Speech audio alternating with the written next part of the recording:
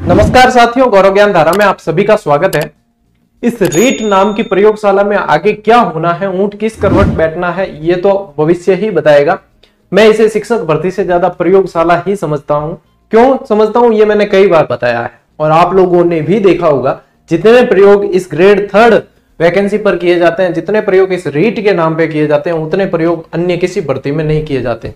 हर बार pattern बदलना, और ये एक ट्रेंड सा चला आ रहा है। जैसे हर बार राजस्थान में सरकार बदलती है, यहाँ रीट परीक्षा का पैटर्न बदलता है। अब जो पिछले कुछ दिनों में सुनने में आ रहा था कि 2 परीक्षाओं का पैटर्न ही यथावत रखा जाए, ऐसा किया जा सकता है। तो 2 परीक्षा यदि यथावत रहती है तो ऐसा अब पहली बार होगा जब जो इसका पैटर्न नहीं बदलेगा सरकार बदलने पर भी।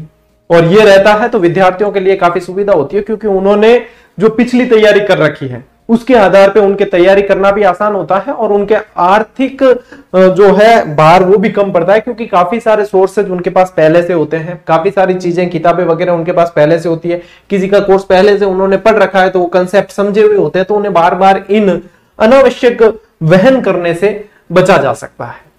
तो ये चीजें हैं। इसी चीज को समझते हुए क्योंकि रीट प्री और रीट मेंस जो ग्रेड 3 वाली वैकेंसी, उसे बच्चे आमतौर पर रीट मेंस के नाम से ही जानते हैं। तो इन प्री और मेंस दोनों का सिलेबस आया हुआ है पहले से ही, क्योंकि ये पैटर्न पहले से चला आ रहा है, आया हुआ है। तो इस पैटर्न के माध्यम से अपन थोड़ी सी रूपरेखा जानने की कोशिश करेंगे कि इसका सिलेबस क्या रहा था, और यदि 2 पैटर्न ही रहते हैं तो सिलेबस किस तरीके से इसका परीक्षा पैटर्न चलता है।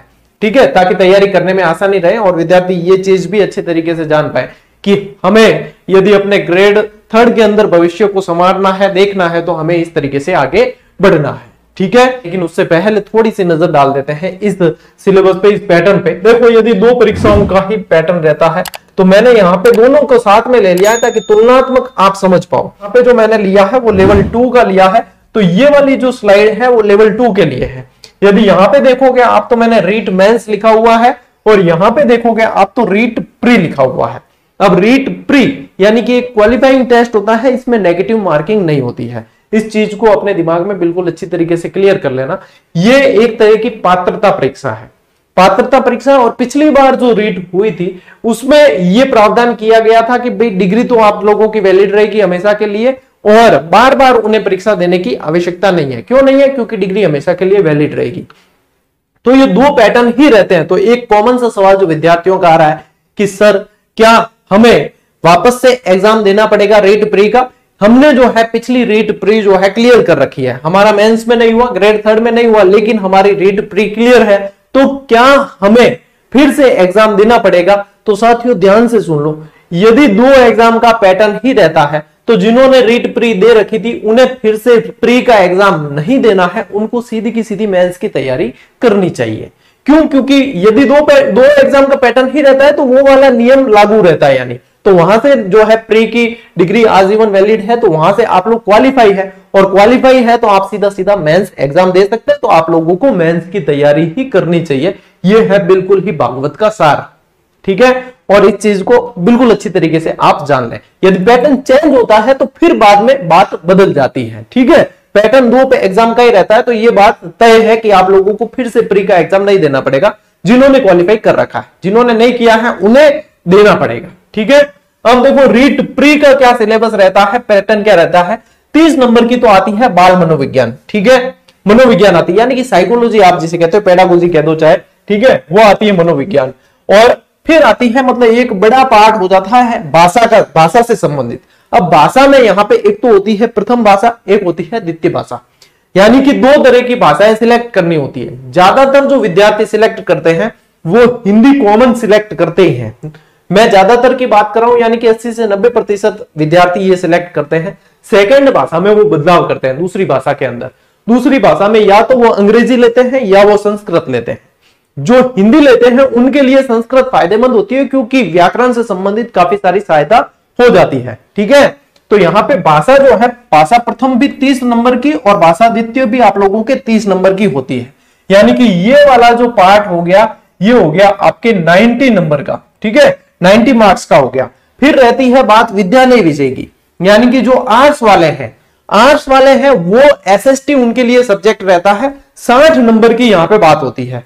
और जो साइंस मैथ्स वाले हैं या साइंस बायो वाले हैं, यानी कि विज्ञान वर्ग से संबंधित आते हैं, तो उनके लिए भी 60 नंबर का लेता है, लेकिन उनके लिए गणित और विज्ञान दोनों ही पढ़ने होते हैं, यानी कि आप इसको डिवाइड भी कर सकते हो 30-30 नंबर से। ठीक है, तो ये तो है प्री का पैटर्न। तो जिनकी प्री नहीं है उन्हें प्री की तैयारी करने के लिए ये पैटर्न फॉलो करना पड़ेगा। और सीटेट का भी पैटर्न यही रहता है, यानी कि पात्रता परीक्षा जो है टीचर वैकेंसी से रिलेटेड, उनका पैटर्न यही है।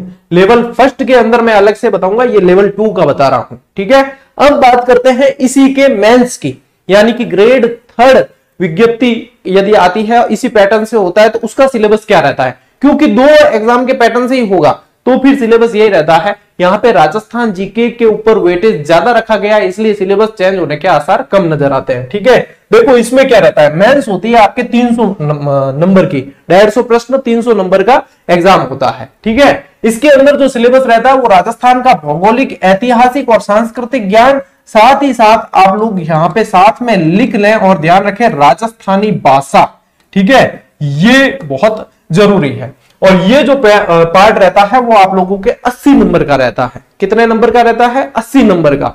इसके अंदर यानी कि राजस्थान जीके आप लोगों के काफी सारा आ गया, भूगोल, इतिहास, संस्कृति, कला संस्कृति वगैरह सब कुछ इसके अंदर आ जाती है। इसका विस्तृत सिलेबस भी आया हुआ है, यदि आप लोग चाहेंगे कि उसका भी मैं एनालिसिस कर दूं और कहां से कैसे पढ़ना है ये आप जानना चाहोगे तो मैं निश्चित रूप से एक वीडियो समय निकाल के बनाकर आप लोगों को वो भी प्रोवाइड करवा दूंगा कि इस सिलेबस की तैयारी कैसे की जा सकती है। यदि आप लोगों की इच्छा होगी, आप लोग जानना चाहोगे तो मैं जरूर बना के दे दूंगा। अभी अपन पैटर्न समझ लेते हैं, ये ऊपरी तौर पे आप लोगों को सिलेबस समझ में आ जाएगा और आपकी हेल्प हो जाएगी। ठीक है, दूसरा जो पार्ट है इसके अंदर देखो राजस्थान का सामान्य ज्ञान, ये जब ये सिलेबस आया था तो अलग से जोड़ा गया था।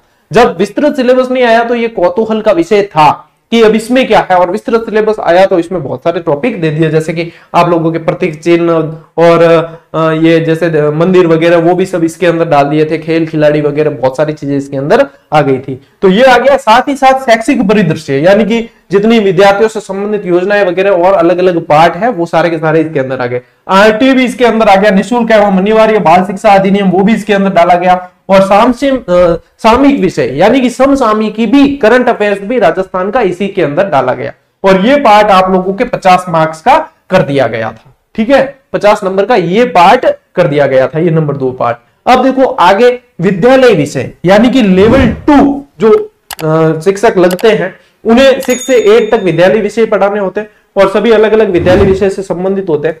जैसे कि साइंस वाले जो होते हैं वो मैथ साइंस पढ़ाते हैं, है ना, हिंदी वाले हिंदी पढ़ा लेते हैं, संस्कृत वाले संस्कृत पढ़ाते हैं और उर्दू वाले उर्दू। तो इनके लिए विद्यालय विषय, तो विद्यालय विषय का अलग अलग सिलेबस इसका पहले से आ रखा था। ठीक है, विद्यालय विषय जो है वो देखो सबसे बड़ा पार्ट है, 120 मार्क्स का विद्यालय विषय का पार्ट है।